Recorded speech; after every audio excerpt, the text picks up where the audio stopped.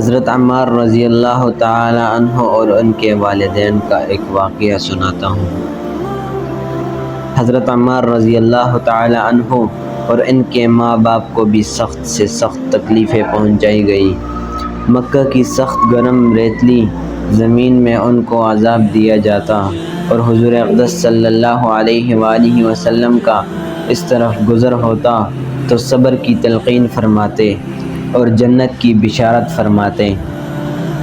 آخر ان کے والد حضرت یاسر رضی اللہ تعالی عنہ اسی حالت تکلیف میں وفات پا گئے کہ ظالموں نے مرنے تک چین نہ لینے دیا، اور ان کی والدہ حضرت سمیہ رضی اللہ تعالی عنہ کی شرمگاہ میں ابو جہل ملعون نے ایک برچہ مارا جس سے وہ شہید ہو گئی، مگر اسلام سے نہ ہٹی۔ حالانکہ بوڑھی تھی، ضعیف تھی، مگر اس بد نصیب نے کسی چیز کا بھی خیال نہیں کیا۔ اسلام میں سب سے پہلی شہادت ان کی ہے، اور اسلام میں سب سے پہلی مسجد حضرت عمار رضی اللہ تعالی عنہ کی بنائی ہوئی ہے۔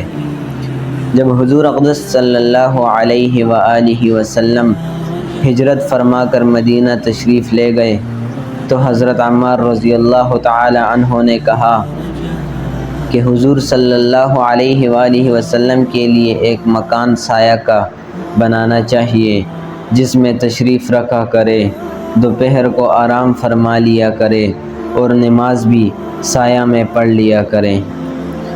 تو قباء میں حضرت عمار رضی اللہ تعالی عنہ نے اول پتھر جمع کیے اور پھر مسجد بنائی۔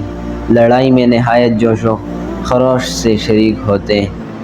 ایک مرتبہ مزے میں آ کر کہنے لگے کہ اب جا کر دوستوں سے ملیں گے، محمد صلی اللہ علیہ وآلہ وسلم اور ان کی جماعت سے ملیں گے۔ اتنے میں پیاس لگی اور پانی کسی سے مانگا۔ اس نے دودھ سامنے کیا، اس کو پیا اور پی کر کہنے لگے کہ میں نے حضور صلی اللہ علیہ وآلہ وسلم سے سنا کہ تو دنیا میں سب سے آخری چیز دودھ پیے گا۔ اس کے بعد شہید ہو گئے۔ اس وقت 94 برس ان کی عمر تھی، بعض روایات میں ایک آدھ سال کم بتلائی ہے۔ آج آپ بھی اپنے معاشرے میں دیکھیں کہ آپ کتنا صبر کرتے ہیں۔ حضرت عمار رضی اللہ تعالی عنہ کی والدہ جو کہ بوڑھی تھی، ضعیف تھی، مگر اسلام سے نہ ہٹی۔ حالانکہ عورتوں کا ظرف بھی اتنا نہیں ہوتا، لیکن کیا اسلام کی طاقت تھی، اسلام کی قوت تھی۔ آج ہمارے گھر میں ایک وقت کا کھانا نہ ہو تو ہم شکوے شروع کر دیتے ہیں۔ امیدیں انسان سے لگاتے ہو اور شکوے خدا سے کرتے ہو، تم بھی غالب کمال کرتے ہو۔ آج ہماری یہ حالت ہے کہ ایک وقت کا کھانا نہیں ملے تو ہم شکوے شروع کر دیتے ہیں۔ ہم اس حد تک چلے جاتے ہیں کہ معاذ اللہ بولنا نہیں چاہیے۔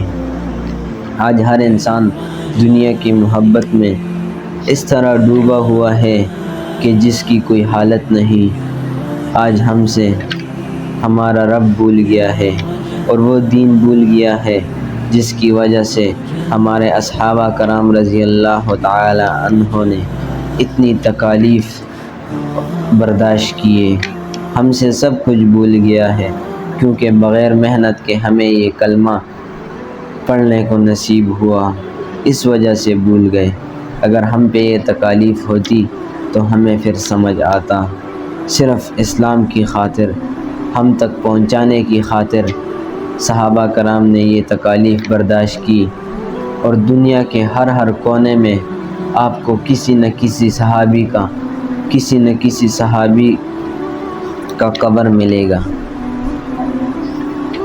کیونکہ آپ صلی اللہ علیہ وآلہ وسلم نے اس دین کی ذمہ داری صحابہ کرام پہ چھوڑ دی۔ کہا کہ میں نے تو آپ تک دین پہنچا دیا، ابھی غائبین تک دین پہنچانا آپ کا کام ہے۔ اسی طرح ہمارا بھی حق بنتا ہے کہ ہمارے جو مسلمان دین سے غافل ہیں ان کو دین کی طرف بلائے، اور جو کافر ہیں ان کو بھی ہدایت کی روشنی کی تلقین کریں۔